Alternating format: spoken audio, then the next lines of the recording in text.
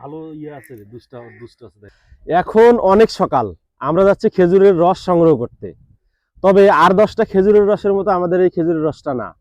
আমরা আমাদের গাছে মোস্তাফিজ চাচাকে সঙ্গে নিয়ে গতকালকে নিজে দাঁড়িয়ে থেকে পলিথিন লাগিয়েছি এবং ইনশিওর করার চেষ্টা করেছি যেন 24 ঘন্টার মধ্যে রস সংগ্রহ শুরু থেকে রস সংগ্রহ পর্যন্ত যেন কোনো ধরনের পোকামাকড় ঢুকতে না পারে।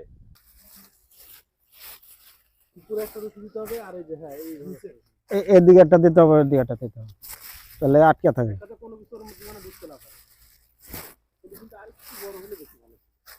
নেট দিয়ে দেবে। হাজারে হাজারে গাছের কোনো অভাব নেই, বুঝলেন?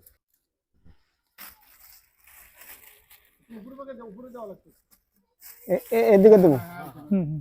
উপরে উপরে দিয়ে দেন, হ্যাঁ হ্যাঁ হ্যাঁ, শক্ত করে দেন, যে ফ্যাটতে না খোলা লাগে এইভাবে দিতে হবে। হ্যাঁ, এমন করে দিবেন যেন আর খুলতে না হয়।